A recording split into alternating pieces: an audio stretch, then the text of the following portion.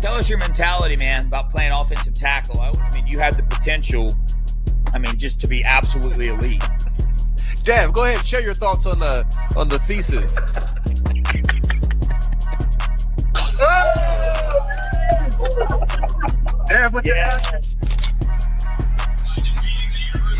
Yeah, baby. That's what we do. We are the Buckeyes. What up, Buckeye Nation?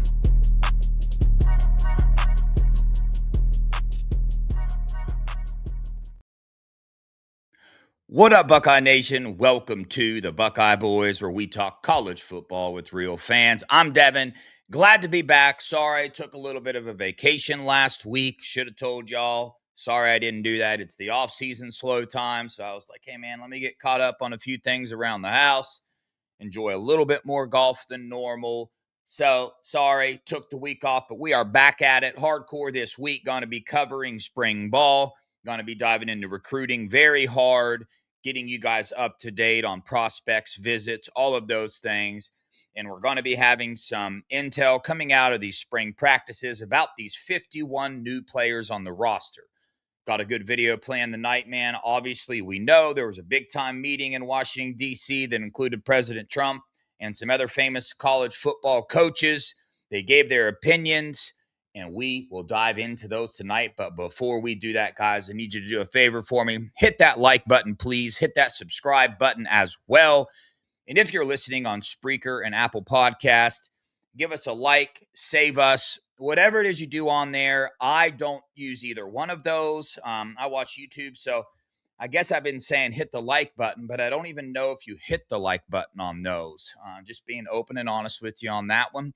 Super chats are open, guys. It's been a minute since we've been on here, but all our super chats go to Pay It Forward in some way. Veterans on one channel and Teen Challenge, a faith-based organization, on the other channel.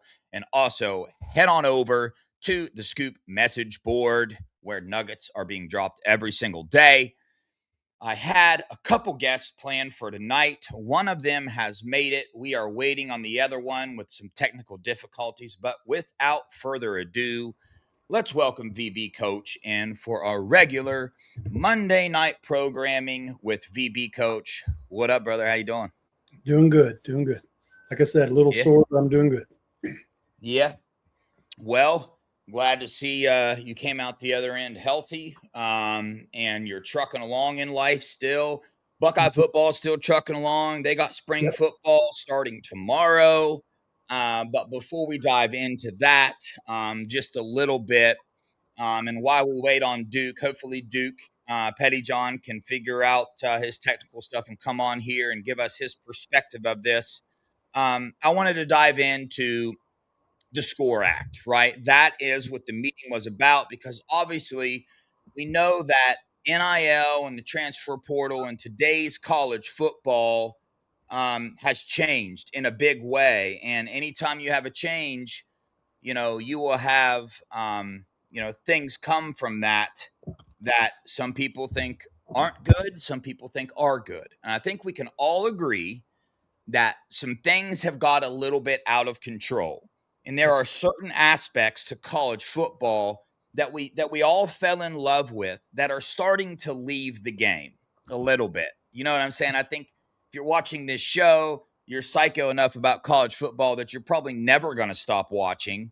But there are certain, implements to this, the changes that have caused even it to be a different fan experience. But the most important thing is that it has changed the student athletes' college time and what that used to mean to them, right? It is completely different now. A lot has changed in that regard. So let me bring on Duke. Looks like he popped up here. Just perfect timing right at the beginning. What's up, Duke?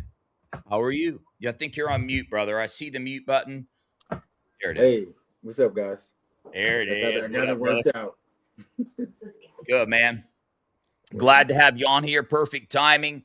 I was just talking about how we're going to dive into, that meeting that was held with President Trump. A lot of, politicians and Nick Saban and Urban Meyer was there. And Also some agents. There were no college athletes there, which a reporter asked about that, but there were some agents there who, said that they're speaking on behalf of some students. And we know that Coach Urban Meyer and Nick Saban, they do have these students' hearts, in their minds. But anyway, they're talking about the SCORE Act, and they're talking about wanting to. What you laughing at, VB coach? Because I said, do we? Face you made. Oh, yeah. Well, hey, we think we know. You know what I'm saying? Anyway, Duke and VB coach, would you agree? Let's start off with this. Do you guys agree that some changes need to be made to the current process of college football? VB coach, let's start with you. Yeah, I mean, the term that you constantly hear is the Wild Wild West, and having players in there. I think I said last week, I bought a shirt that had my player's name on it at the college he was at and stuff. And so when I saw him, I showed it to him. He had no idea where it came from. He had no idea where the money went. He had no idea if he got the money. Like it is so unstructured and undisciplined that I feel there's a lot of people making money off of this stuff and in weird ways, I guess what I say. So I think that is the first thing you got to eliminate, because if we're players money, I'm all for that, but I don't want to see other people capitalizing on it too. So yep, they're the ones whose bodies are out there on the field. So what school was that? It was a MAC school, is what I would say. This was a while ago, right? VB coach. Yeah, I bought the shirt a little over a year ago. And okay. So this stuff was in place where I know the kids have a like an NIL shop in the Ohio State kids have it, and I'm pretty sure it's universal because the Michigan State kid had one, and but that they also have to acknowledge it too, like and sign it. So a lot of times, these kids aren't checking their emails. Yes, and they miss out on that. But, yeah. So from that standpoint, I there are stuff in place, but a lot of times it's like it's piecemeal, and they're assuming kids are going to be like on top of their emails and are going to activate this so they can recoup the the proceeds from whatever they sell. So a lot of times, so to your point where it needs to be a lot more structured. I mean, if the schools know that's in place, when they need like a football, a financial orientation as far as that goes, so they know what's what's what, and they can get that money. So from that standpoint, I agree with you. Yeah. I want, like, the NFL does that. I mean, they bring their rookies in and they sit down and go over all that financial stuff, because we've seen all the horror stories of players going in there and giving everybody their money and getting used. 4 years later, their career's done and they've got nothing to show for it. I think that's something that every school's got to do with their players' name. Yeah, absolutely. That's an excellent point. And now that these things have matriculated to the college landscape, you have the blueprint that's used the same thing you do for rookies. All the programs that you have and the speakers that you have like come in and address the rookies. Each school should have a mandatory session, orientation like that, right? Yeah. For the parents and the athletes. So, Duke, you agree that some things do need to change, correct? As far as what? In college football, as far as NIL, as far as eligibility, the transfer portal, all that stuff. So I agree. Yes, but we're going to get to the next part. I don't think there needs to be an outside entity that needs to come in and regulate what the kids are getting and stuff like that. We're gonna we'll get to that and dive into that. I kind of want to touch where this what this meeting was about and kind of what is the step that somebody is trying to take? And right now, that's the federal government that is trying to step in right now. President Trump said he was going to write an executive order, and they're trying to get the SCORE Act passed in Congress right now. Now, what does that consist of? That consists of national NIL rules. So right now you have different states operating on, they have different laws. So every team in each state is operating on different NIL laws, right? And it's also the same with eligibility and transfers, right? Right now, a lot of teams, depending on which state you're in, can go to the local judge and get kind of a lot of, right, what they're looking for passed. So that's part of the SCORE Act. It's making them not employees. They'll make sure that they don't turn in employees. It does limit the pay for play, and it also gives the NCAA or it doesn't say the NCAA, it says or another body, right, antitrust, so they don't get sued for every decision that they make. So that's kind of the roundabout right idea of SCORE Act. And some of the issues that were brought up were the local judge things and the current NIL format. Right, where do the colleges get this money from to pay a lot of these players? The collectives go to donors and ask these donors for large sums of money. The collectives get them and pay them out. Now, one of the issues they brought up is that is causing donors that used to give to the colleges for other sports. Olympic sports got brought up. Some women's sports got brought up. Those donors are now having to give to the NIL funds for basketball, for football, or all those things. So that's one of the issues that got brought up. Urban Meyer was very, very passionate about that and saying, get rid of collectives. Collectives is not true name, image, and likeness. It is pay for play. You know what I'm saying? So that's one aspect that got really talked about in this meeting. And, I know there's several different avenues. You guys can go there. You can talk about whether you think the government needs to get involved, whether they shouldn't, or do you think that is an issue that does need to be addressed? And if so, do you think they're going down the right path to address kind of the wild, wild west NIL where every state has different rules? So it is not athletes, when they line up across people, they're not eye to eye. They're not operating on the same rules. They're operating at different rules. Like, we know that's happening. So just give me your take on that first initial thing that kind of was brought up in the meeting. Duke, I want to hear what you got to say first. Man, it's like, I think it's a joke, honestly, that, they went through all that pomp and circumstance to talk about this. Like, it's the most pressing thing, going on in this country. It's not. But what is available are smart people, presidents of these leagues that are doing things the right way, right? And have an idea. Like, if you truly cared about the game, the game and the kids, right?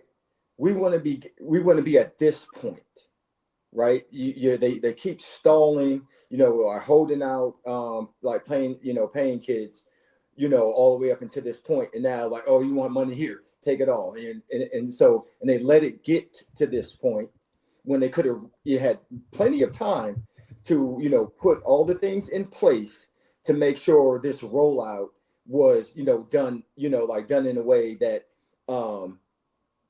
follows all the other NCAA legislation that they have, right? But no, they wanted to be this mess that it is, so they can say we tried, now come back and like overregulate it, and then it always comes back and it hurts the kids, right? I'm all for the kids, like partaking in the billions of dollars in revenue that they are generating, right? But there's a right way to do it.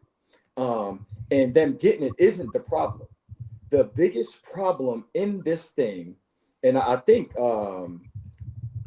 Saban was more on like this side of things. You need to get the transfer portal under control. It's the transfer portal that is, ruining these programs, right? Regulate that and watch everything else start to work itself out, right? And when there are no guardrails, who's the ones who are taking advantage of the things? It's the adults. Mm-hmm. It's the adults. And if coaches can have the freedom to move and change jobs, the kids should too, right?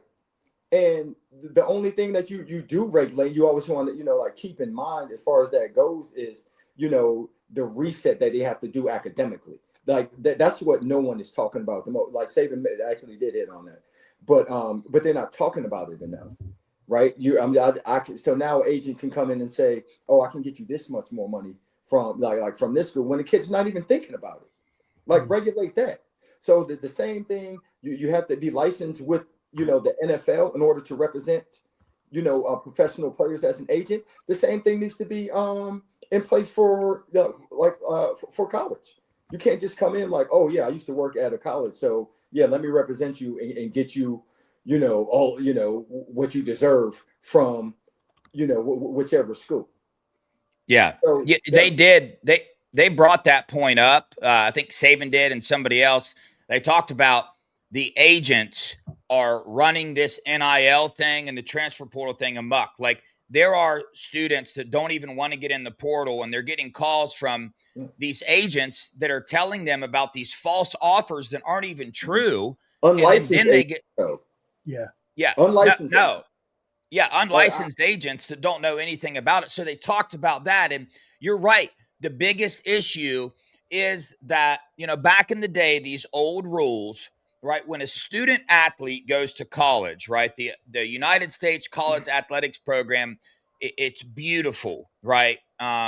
For the future of our country in the sense of it teaches a student athlete discipline, teamwork, how to deal with failure, leadership, work ethic, accountability, right? So while you were playing a sport, you were also getting an education, but you were also learning how to be a man or a woman and learning how to be successful when you leave. And there are certain aspects of that have been taken away because of the transfer portal. Because let's be honest, what kind of leads people to get in the transfer portal is the love of money. Now, the love of money from the student or the agent or the adults like you're talking about. So, yeah, I mean, the NIL thing that I brought up first, that was one of the points that they talked about. And to be honest with you, I didn't hear them hit on that very much. I listened to the whole thing, but they hit on this topic a lot. Like when a student transfers, they lose a lot of credit hours. So you're not going to graduate in 5 years anymore when you're doing this. So, yeah, that is one area to that. VB coach, you got something on that? Yeah, and just as someone that has coached guys that have done that, yeah, that's one thing. The whole college experience is just so different now. I mean, half these kids don't actually go to a class; they take everything online. I don't know. I'm not exactly sure how that's happening at Ohio State now, but my kids that are at other schools, most of their classes are online. I remember when it used to be a big deal to find out if the college you're going to is going to pay for summer school or not. That was the thing, like, oh, we get summer school classes paid for. And that was D1, and now it's like you can take unlimited classes online. I mean, you can get them from other universities and stuff. So that's not even a thing anymore. So yeah, football is this thing where one day it's a business and the next day it's a game. And it just depends on who's doing what at the time as to which one it is. When we're talking about money, it's a business. Yeah. And then somebody wants to tell those kids, though, they're playing a game. I'm like, no. I've played a lot of games. None of them generated $1 billion. So right. It is, and I think everybody needs to know, Duke's, kind of your background a little bit. You're from Massachusetts. I saw you played ball at Syracuse. Mm-hmm. You were on the Bengals roster, got drafted by the Bengals, played practice squad for a year with Jacksonville. Played arena ball. I immediately texted my buddy about if he knew you from Arena Ball, and he said, yes, Dallas Desperados was a heck of a linebacker. That's cool. Yeah. There you go. He's still coaching Arena Ball now. So it was funny. I was getting those text messages while you were talking. So Oh, that's funny. so Yeah, you on the contract aspect of it, because you've been a professional, and that now is being applied to these kids. You know, their contracts involved. Yeah. And, we saw a quarterback last week get sued for $1 million by Cincinnati. I mean, but you can't take $1 million and walk away from it. I know if my employer gave me $1 million and I said, hey, I'm going to somebody else, guess what? They want their money back, you know? And yeah. But so, again, they're like in that instance, again, there's the kid in the headlines for something that he was advised about by a professional, well, supposed professional or an adult, right? I'm sure he would not have, gone forward with whatever that was and, agreed to, transfer to another school if he knew all the repercussions up front. yes. Right. And I'm sure he's told, oh no, you'll be fine. Yeah, no. And they're suing him, not whoever the agent was, or even the school. Yeah. So I mean that's another thing that if we're all under NCAA umbrella, that's easy to all right, no tampering. Yeah. Like no tampering. This is the time that you can talk to a kid. Like this is the time that a kid can declare for that he's going to transfer, and this is when you can start contacting them. Which is December. But there's another thing that also is not talked about as far as that transfer goes. Kids being notified with a short period of time by the school that you should maybe jump into the portal. We're not talking about that. The school's doing that to kids, and I know a few kids that has happened to, and that's not fair, and that's not talked about a lot. But I want to go back to your online the online class thing. Yeah, that's prevalent, but it's only talked about in regards to the athletes. That it's available to every student at whatever institution.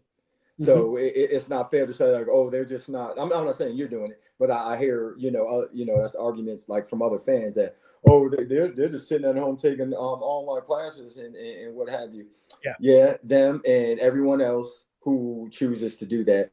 I get this like in the athletes defense. It's actually a little more conducive, to their schedule to be able to do that. And a lot of them are taking those classes at their, at their academic centers, at their schools. They're not sitting at home taking those classes. They are in their academic session. I just wanted to let me doing it that way. That's for sure. Dude, when I was in college way back when, dude, I took all online classes a couple semesters. I never went to a class one time. When you were in school, though. Hey man. He was on dial-up, but you had the AOL. Oh, you're frozen. Oh, he locked up now. Bro, yeah. See, he's still on AOL. Yeah, I have a kid I know. He's doing his master's, like getting his business master's, and he's doing everything online. That blew me away. I was like, I totally understood taking your undergrad. That I understood, but I did not realize that even when you go into master's programs, almost everything was still online. It's cheaper. The universities it's cheaper. Mm-hmm. So I had a few coworkers who went back and they got an MBA online. Mm-hmm. So I mean that's like the norm in in the corporate world now for like for people to take classes like online. I'm not against that. I mean unless it's a kid who who needs that in-person instruction. Yeah. Then you're doing a kid like that the disservice. If he has like a learning disability or what have you, absolutely not, should not be on it. But hopefully they, look into that before, they sign these kids up for that. Well, I thought you made some great points. Just so everybody knows, Dev just texted me his electric is out at his house. Oh man. So that is what happened to him. So We'll hold it down here. We're good. But you made some great points. One, is this something really that it needs to be dealt with in the way they're dealing with it? Probably not. Like, clearly in the world right now in our country, we got some major things going on. Right. But one thing I wanted to ask you is, one, you live in Texas, right? Uh-huh. What have you seen as far as a difference so far, before any of this has happened, in NIL in Texas as compared to, you got a son that's doing it in Ohio? Because going by the different states' rules until now. I think recently, I don't even know if it passed or they're like still talking about it. Mm-hmm. That high school kids now can partake in like but I haven't heard of any high school kids here actually doing it, but I think it's available like now. And to be competitive and keeping up with the times, they went ahead and got that pass, because I know kids from Georgia. I know there were some high school kids that were going to, like, high school basketball players that were going to prep schools, yes, in states that allowed high school kids to get NIL. So maybe that's why they kind of fast tracked it and got that passed. So only really for high school kids doing anything about that. You probably know the receiver commit for Ohio State here in Ohio. He's from Huber Heights, Wayne. He's the one that kind of sued the state of Ohio and won. And that is now gone back into court. So that is not all the way through yet. It's back in court. Some coaches testified saying it was going to ruin the sport and everything, and create uneven advantages for certain schools. And I think that's garbage. And again, it's trickled back down to high school. The same coaches in the college world who had gripes about that, mainly SEC schools. Well, oh yeah, and now it's gonna ruin football now because now you're more people are doing it, and like versus you guys paying kids under the table and buying the parents' houses and all that. So it's all I think it's a lot of phony fake outrage that at the end of the day really comes back to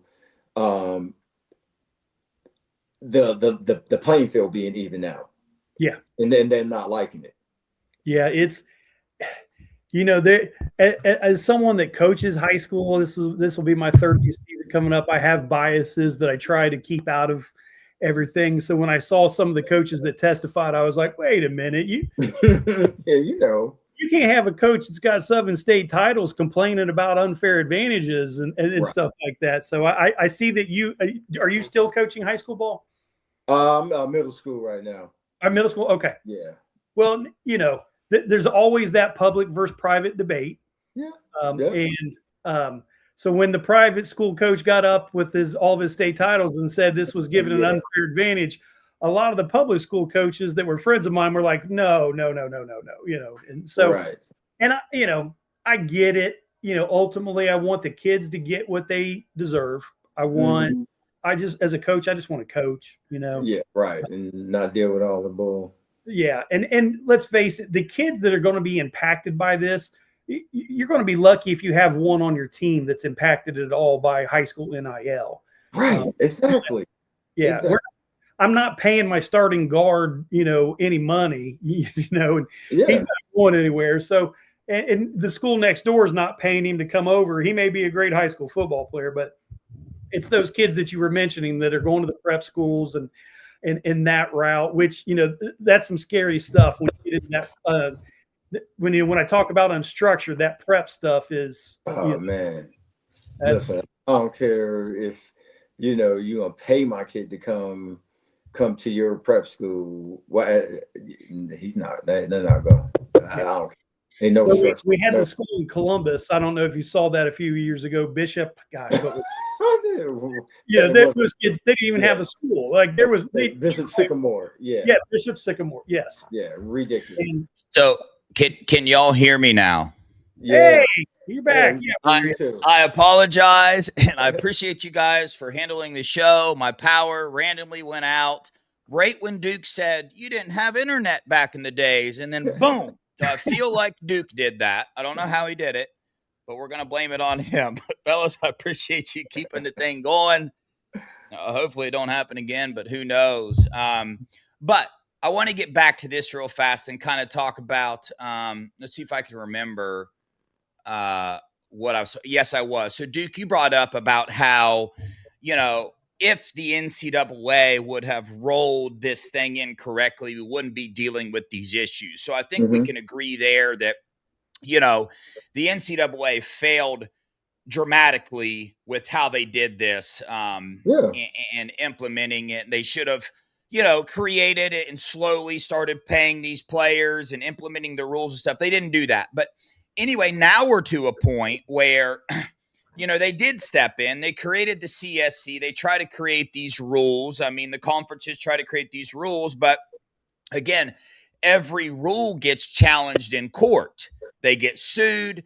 And then, if you lose, you got to pay all that money, and they are losing a lot right now. So let me ask you guys, because I'm not smart enough to know if there's a solution outside of the government getting involved, because that's, for me personally, that's the last thing I want to happen. But in thinking of what would be the solution at this point in time, because Pandora's box has been opened.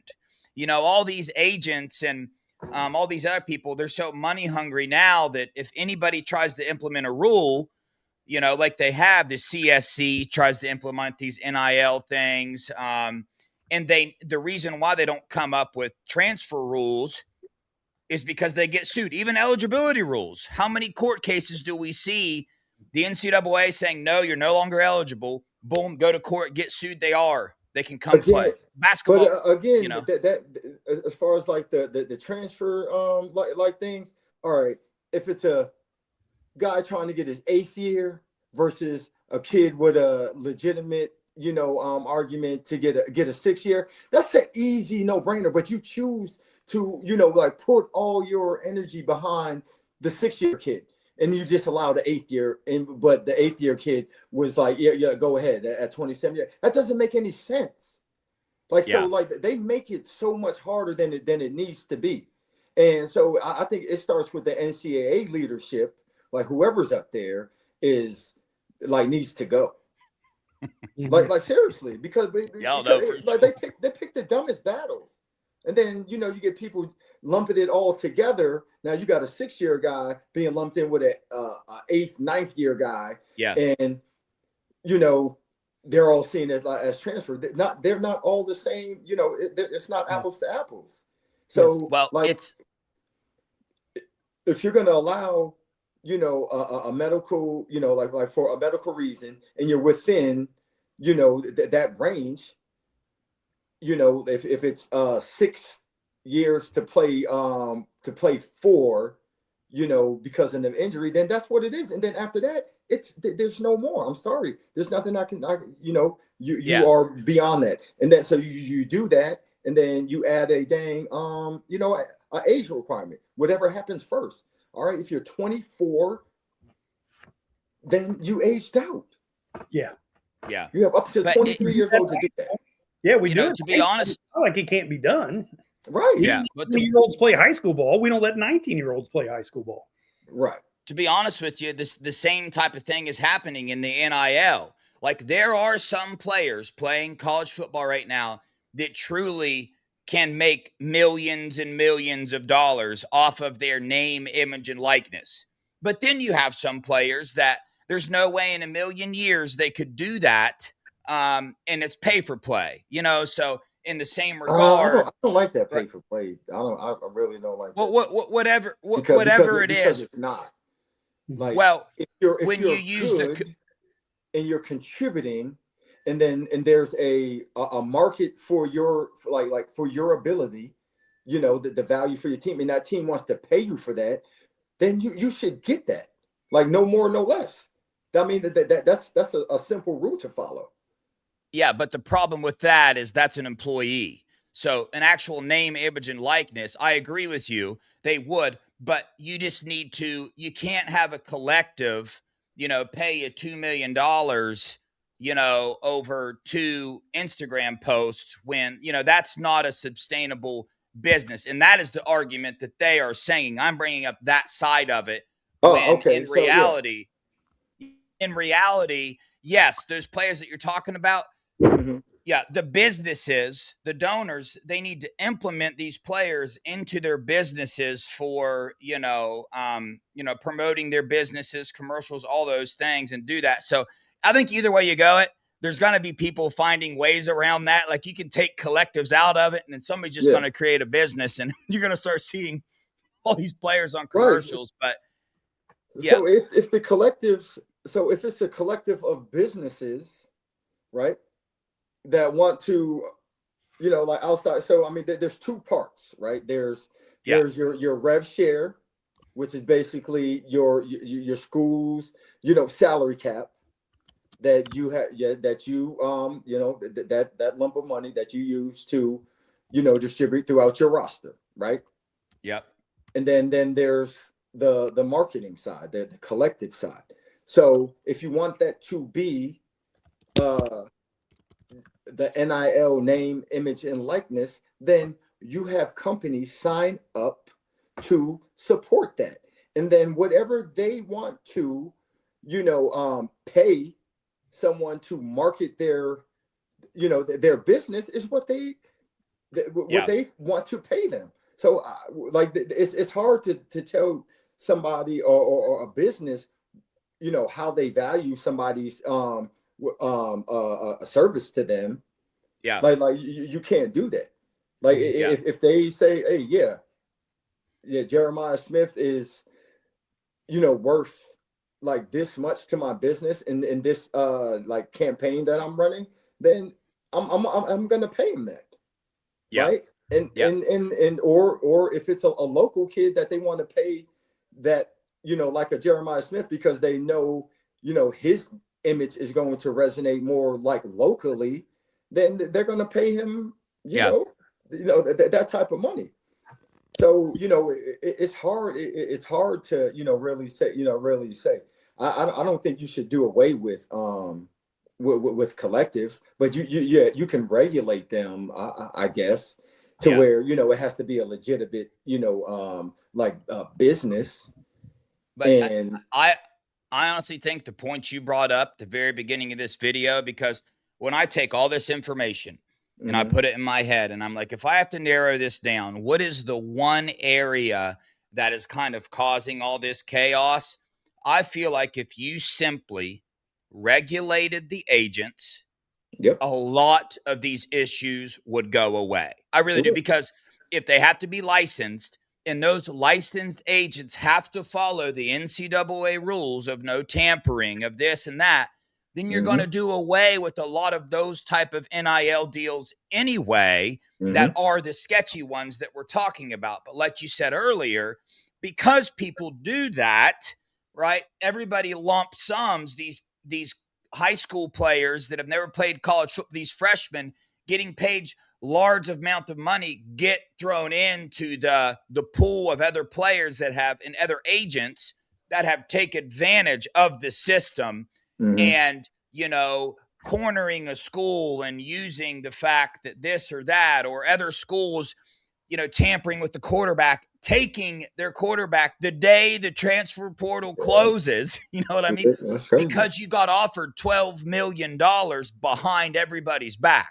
Crazy. If you have a licensed agent, guess what? That doesn't happen. If you make it to where, hey, if you want to transfer as a college player, you have to use a licensed agent or something. I think a lot of these issues would go away. So, Duke, I think one of the first points you brought up in this thing, I think a lot of people, don't really think about that aspect of it, that yes, these are students, these are kids that, quite frankly, some of them, haven't been through enough life yet to understand and learn, accountability and responsibility. They've never had their own, I'm saying never, I don't want to blanket everybody, but you guys know what I'm talking about. Me as a college student, I had a lot to learn in life. They rely on these adults around them. Most of the time they're agents, because sometimes parents don't know. So what do? They go to their agent.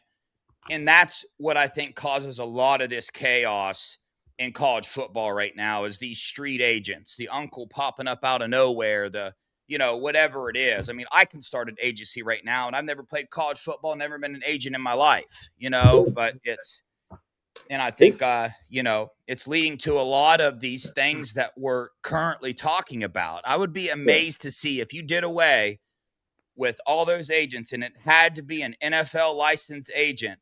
I'm very curious to how much of these issues would go away. I'm curious. I mean, a lot would.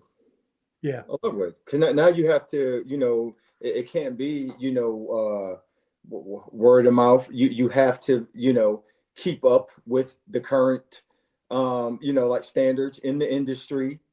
You have to have some type of, contract negotiation experience. And then you have continuing education, so you're keeping up with the the legislation, in college, right? Yeah. Because you don't hear this going on about with like baseball kids, coming out of high school who get drafted out of high school. Something's working there, right? Yeah. They are. I don't want to. They drafted me. I'm gonna go to college instead. But this school, but this team still has my rights. They still got that money, right? But they're playing in high school. So we're not dealing with like anything new. I think a lot of this is more because of the sport, because of the sports that's being played, and the kids who are now, coming into, money that they didn't come into before, right? Yeah. So now when I'm more concerned about now that the changes, everybody's on board, that we have to have, these changes, and they're got Congress and the president talking about it. They're going to come in and make all the changes that they're going to make are going to affect the student, the kid, and that's not right. That's not right. There are things already in place that they can implement, that everybody can get on board with, that will, right the ship, a little bit as you work through all the other nuances of the other stuff. Isn't it wild that there literally is a set of rules right now that wouldn't cure this, but it would help it? It was kind of the NCAA's way of dipping their toe in the water to see. The CSC, implemented these guidelines. All the schools, most of the schools agreed to it, said they're going to do it, and now none of the schools do it. So, Duke, you're right. Literally, if we could just have an adult at every single school agree. Tell me what CSC is again? The College Sports Commission. Joke. Yeah, exactly. What are they doing? What I'm saying is, I'm sorry. No, I don't mean to cut you off. Right. So they created this whole CSC committee. Please tell me, why weren't they at this this meeting? It should have been all of them. Like, what are you doing? Right? Because I'm pretty sure they're not doing it for free. No, I know. I'm pretty sure they're getting paid. And where's that money coming from? But we're not. That's the thing. There's zero accountability in college football right now. They want to hold the athletes accountable, though. Yeah. That's what I'm saying. For everybody involved, like, there's some athletes and agents, zero accountability. You can transfer, as many times as you would like. And again, I even hate saying that, because we're talking literally about 1% maybe of college football players where these major issues are happening. They just get highlighted, So for the most part, right, these college athletes that are making money with NIL seem to be doing things correctly, the right way, and are utilizing these new opportunities as a way to grow themselves, as a way to help the community around them. And they're surrounded by responsible adults that can teach them how to manage their money correctly and all that. So, yeah, for the most part, I think things are good. But when you focus on the 1%, let's call it, that aren't, they're Actually, taking less advantage. than But that. Yeah. yeah, It's probably. actually But less than it's also the adults, yeah. the NCAA, the CSC, the coaches, the athletic directors, like where the presidents of these conferences, where are they being held accountable for the areas that, that they aren't, coming together and agreeing as adults? Yeah. Hey, let's put the students first, guys. Yeah. Let's come together as adults, put the students first instead of the money, instead of winning, instead of fame. Let's put the students first, and let's all agree to follow these rules. Boy, wouldn't that be a beautiful thing? Yeah. Well, that's too much like right. Well, what I said at the beginning, like there's when the pot is that big, we're talking about billions of dollars. Mhm. There's things in it we don't even see. Right. And Duke, you mentioned the unlicensed agents. Like, Yeah. how do you even monitor it? You don't even know they exist. Like, but I can tell you they're calling my players up. Like, I know they are. And I just had one try to like reach out to my to my nephew. He, like you said, he like talked to but they use again. He went through a high school coach to talk to my nephew and say, I can do this. I can do this, and this for you. And I'm like, look, have him call me or have him call your mom. Yeah. Crickets.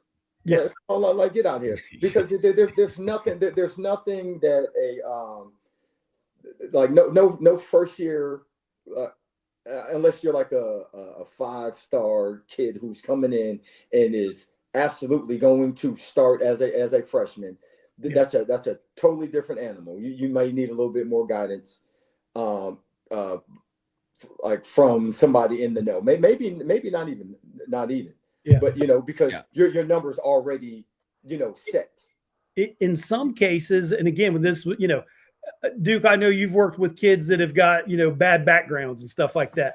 In some cases, that's who they want to talk to. They do want to talk to that parent that's had drug issues or whatever. Because once you hook the parent in, you get the kid. And right. Yeah, and it's easy. I mean, they're predators, and I'm like hyper vigilant of that because they're feeding these the parents like single mom. They see like, okay, yes, we got one parent on this visit, one parent on that visit. Okay, let me. I mean, but if I'm being honest, coaches in school take advantage of that as well. Yeah, but those conversations are different. I know. It's how many. Duke, I know if I told you this off air, you'd be like, oh, yeah. I mean, we just saw a big national story of a certain recruit who we know the parent was directly involved. The student wanted to go somewhere, but the parent, guess what, received money from who? The school. So the parent was really pushing, right? And it goes everywhere. Like we said, money. Listen, I'm going to call a spade here. Let's not act like these recruiting services aren't getting a little something under the table, because new 5-stars now, man, if you get that 5th star, your money goes up. Those guys at these recruiting sites are determining how much a player is worth. Now, is that right? No, we all know it's not. Do the real football people know that? Yeah. Are there real football people at every college in the United States? No, there's not. So they're going to, these lower colleges or whatever that don't have the recruiting staff to look at these guys and verify. When they see 5-star, it's automatic. You know what I mean? That, hey, you're worth this. This is your number that you are worth now. So literally every adult involved in college sports, right, is probably, now listen, not every adult. I'm saying, you guys know what I'm saying here, right? Somebody's going to clip that and be like, look at this psycho, dude, calling Ryan Day, taking money on the table. No, I'm not. I'm saying there are adults in several positions throughout this that instead of being the adult in the room, they're deciding to take advantage of the situation at the student's expense. And it's disgusting, to be honest. Mm-hmm. Yeah, well, there's another like aspect that you think about, the profession, just like any profession, you know, that you have on under contract, and you have incentives, right? If a coach is incentivized and, you know, has to bring in, you know, this many 5 stars, this many 4 stars, this many 3 stars, and what have you, what do you think that's going to do? Mm-hmm. Right? You're going to contribute to it. They'll contribute to it too. Like I got this, you know, on-3 beat writer, you know, he wants to get access to you know, to the program and, you know, an inside scoop. Hey, I'm trying to get this kid, like, hey, bump you know, so and so up to a 3-star, and you know, I'll let you talk to him. You know, I'll let you hang around. I'll give you. So, you know, it's, you know, it's not said, but it happens. You know what I'm saying? For sure. And it's not talked about. So it's a whole, mashup of, you know, unscrupulous stuff, you know, like going, and they pick and choose what they want to, you know, or want to regulate. And at the end of the day, you are not going to clean up all of it. You know, some of it's just a necessary, you know, part of just like the whole thing. And it takes everyone involved, you know, having, you know, understanding of it, right? So you can navigate it a little better, because it's not going to change, and you don't get taken advantage of, because you're not going to change it all, because you're just going to have people that are just, you know, set on, all right, this is going to be a windfall for my kid. I want to make sure he gets it all. You know what I mean? And you're not going to be able to tell them anything, right? And then you're going to have the same, you know, coach that like, hey, whatever, so-and-so, we're going to give him another star. It's going to look good on my resume. I'm doing it. You know what I mean? So you're not going to change that. You really have to be educated and look out for, you know, look out for the people that you can look out for. Yeah. Let's not act like players and adults of the players weren't getting paid before NIL became a thing anyway. Right. So there's certain aspects of the sport that's always going to be there. I think this all goes down to probably a philosophy that can be said in every profession across the United States, and that's like greed. Like, how do you manage that? What do you? It's everywhere. It's all across the country. You can point out examples of what's going on in college football in every area and profession in the country, for sure. There are bad apples everywhere, all over the place. It just takes a smart, responsible, ethical, moral adult in the room to step up and say, hey, it's pretty common sense. That's not right. That's not healthy for this athlete. Right. We are not going to do that. You know what I'm saying? Right. So, we could talk about this for days. VB coach, you got any final thing on that? And then we're just going to do quick statements about our excitement for spring ball to get rocking off, and then we'll get this thing shut down. VB coach, any final thoughts? And Duke, after VB coach, on this issue? Yeah. What our whole talk here is I hope has shown everybody, this is just a massive thing. Like, there's so many different angles. I don't know where you would even start. So what I hope is, if somebody gets put in charge of this, it's somebody that, one, has experience and knows what they're doing. I don't want somebody operating on my knee that's not a surgeon. So I don't want somebody telling college football what to do that has never been involved in college football or, you know, or college sports, you know, whatever.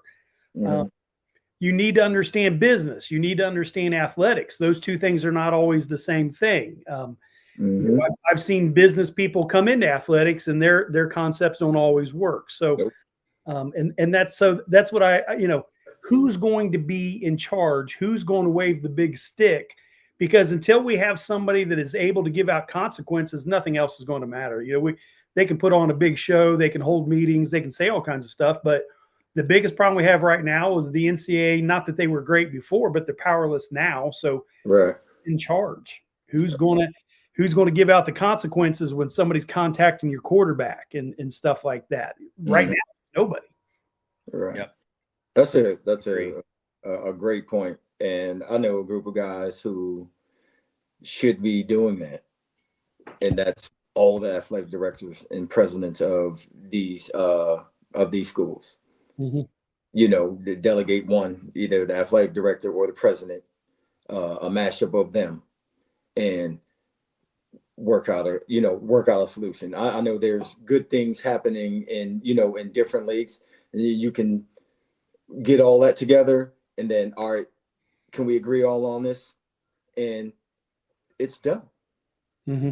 Right. Yeah. But when you're relying on Nick Saban, who got out of it because he didn't want to deal with it, and is just and Urban Meyer, who they may be talking about the sport, but they're not sitting down and like really studying it. I mean, they sound like us. Mm-hmm. You know what I'm saying? And they're not factoring in all the other legalities that will come into place that you want to consider when coming up with these rules that everyone's gonna follow. So I don't think I know they probably like mean well. I don't know about Urban Meyer. I don't really know about that guy. I really don't. Because he's all over the place. But I think Nick said, I think he got lumped into saying like kids, he doesn't want kids to like get paid. But I don't think he necessarily said that. He's more on the lines like what we're saying. It needs to be cleaned up. Yes. Right. Yeah. And done the right way. Like Urban went off on a whole nother collective deal. I don't know what his issue with that is, and that's really not the issue. But the big thing is everybody under the same umbrella, and shoot, markets are markets. Right. And you deal with, like what you can. Shoot, Tampa Bay won the Super Bowl, didn't they? I mean, not the Super Bowl, but baseball, small market. What's the Florida small market Florida team that keeps winning? I don't know if it was the Miami one or the Tampa one, but they won. They won a hockey in Florida too. Mm-hmm. So it can be done. It's not necessarily, but if you have more money to contribute, then shoot, you just have more money. It's just the nature of the business. It's a dog eat dog world. Don't take it away. And if somebody wants to contribute to a school, like if I'm giving money to the school, I forgot. I wanted to mention this. If I'm a donor and I've been giving money to the school for whatever, if I'm giving you the money and I want it to be directed somewhere, it's going to go where I want it to go, or I'm not going to give it to you. Right. Yeah. So we can't tell these people like, oh, I don't want to, you can't give it all to football or all of whatever, however you were distributing it before, keep doing it. Yeah. Right? I do like that point.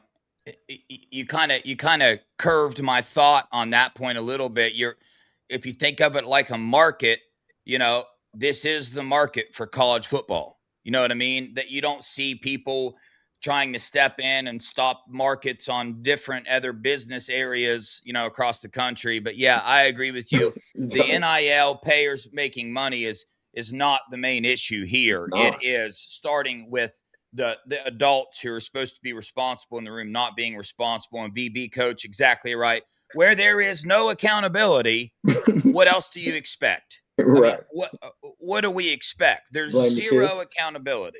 What are you going to do here? But fellas, Ohio State spring football starts tomorrow. Quick, visits start up. You get to see some of these players, man. Quick thoughts, excitement, whatever you want to say about spring football about to pop off. Just a quick little statement. We'll get this wrapped up and out of here. Duke, you go first on this one. Spring football. Oh yeah, I'm excited to see these young boys, get after it, man, and claim their spots, and see what we're working with, and get on the path to shoring up our depth and going to the season and balling out. Riley's out this spring. He had his shoulder cleaned up. Oh. Nothing major, just regular linebacker wear and tear stuff. But I'm excited to see. I'm excited to see, actually, who I'm excited to see is Epi. I'm excited to see what Epi does, man. I know that dude is biting at the bit to get out there. I know he got a chip on the shoulder. I feel like he's about to be a breakout this spring. Him and Zion. So yeah, I'm excited to see that the 2025 kids, a season with a season under their belt, to see how they approach this spring, and bring new leadership to to the team. Yeah. I love that. Yeah, I love that word leadership that he used. They're all talented. If they weren't, they wouldn't be there. Who's going to be the leaders? When you're down 4 points in the fourth quarter on national TV, who's going to step up and lead? So yeah, that in coaching, that is one of the biggest things. Like, are you born with it? Can I put it in you? I don't know. I always go back and forth on that one. So yeah, who is going to become the leaders of this team? Mm-hmm. The thing I always love to see is the change, physically and emotionally, in the players. Duke's son, I'm sure he looks different now than he did this past fall, that nutrition and weight program is amazing to see what the changes in those players. And I'm sure we're going to see this change in our quarterback. And those running backs were freshmen. They're going to change. They're going to look different. So that's all. We always talk about the linemen. I'm like, it ain't a big deal to go from 305 to 315, but right. It's a big deal to go from 215 to 235. That's a big deal. So yeah. I want to see those changes, and that tells you something right there. Like I know something right now. That kid, one, he has some genetics on his side, but two, he's put the work in. He wants to be on the field. Mm-hmm.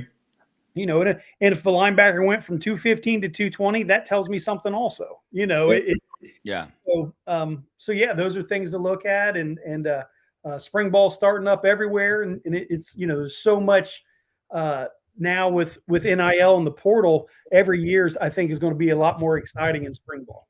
Yeah.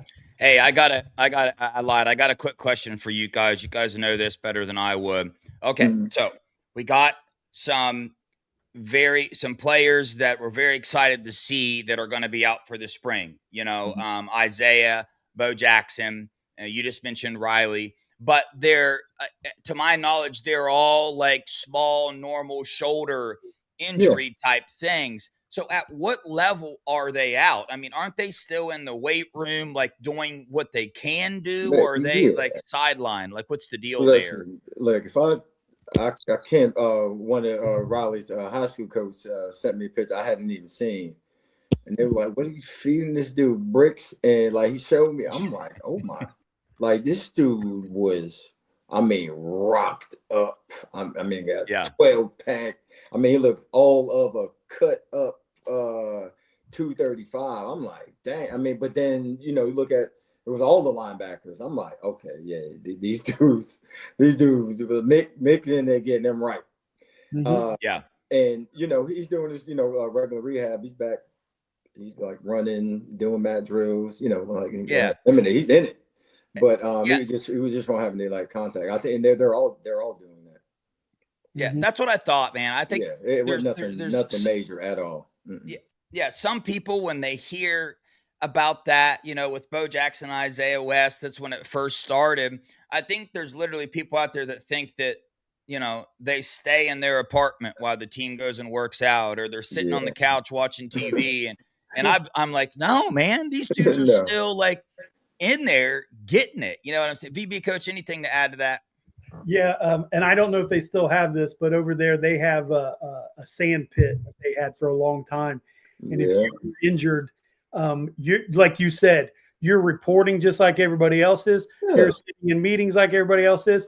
They go out to the field. You go to the sand pit to rehab and do work. And you've not lived until you've pushed a 45-pound plate across a sand pit. So stuff like that. So that, those guys are, I'll be honest with you, they're probably working harder because some of these spring practices, they're just thudding. They're not taking anybody down. And they're working on technique and everything. And then you look over there and you see those guys in the sand pit throwing up and stuff. And, they're working to get back. So, and there's a reason they do that. You're like, if you can get back, you get out of the sand pit. You get out of there and you get your pads on, you get into practice. That makes sense. I like that. Exactly. Yeah, when I was in college, we called it county fair. And they said that, we have certain rides for you guys today. And And so you went through the whole gamut of the different rides that day. And I learned quickly to get out of county fair and get back into practice, because you do 200 sit-ups and push-ups and squat thrusts and all that other stuff. You practice. Ride that bike and yes. Yeah, all that stuff. It's a beast. But they're you know, I'm for him especially it, you know, where he where he is, for him to get these like the mental reps and get more into teaching of things is going to do him, you know, like wonders, because now that I'm teaching it, now when I'm executing it, I'm back on the field, I'm just playing now. Yeah. You know what I mean? Not thinking he'll be in a good spot, Yeah. you know, for that, and opportunity to, you know, bring along, you know, the young guys, right? Being another coach there, and you know, working on his leadership skills, you know, like with the young guys. So I mean, there's plenty of opportunity for him to like improve, you know, in the areas that he's going to need and lean on going into next year. Yeah. Well, Steely, thanks for the $1.99, brother. He said, welcome, Duke Pettyjohn and VB Coach. Appreciate you, Steely, for that. Very excited for spring ball, man. First time ever in Ohio State history, 51 new faces for spring football. That's a lot. That's a lot for these coaches, but luckily we got a Super Bowl winning defensive coordinator. We got a very veteran NFL offensive coordinator. We got Ryan Day. We got a coaching staff that can handle this. And we got 100%. a group of players that have been around that also can set this culture, man. We got a loaded group of freshmen we're excited to see, loaded group of transfer portals. We got some sophomores that we are excited to see step up. We got a lot of players go to the draft. A lot of players leave. There are some open doors and going to be some serious battles this spring. VB Coach Duke, appreciate you guys for joining me. Anytime, we'll man. obviously get you back on the show. Chat, hit that like button on your way out. Hit the subscribe button. Appreciate you guys for watching. Love you guys. Go Buckeyes. OH. Good meeting you, Coach. Yep. Good to meet you too.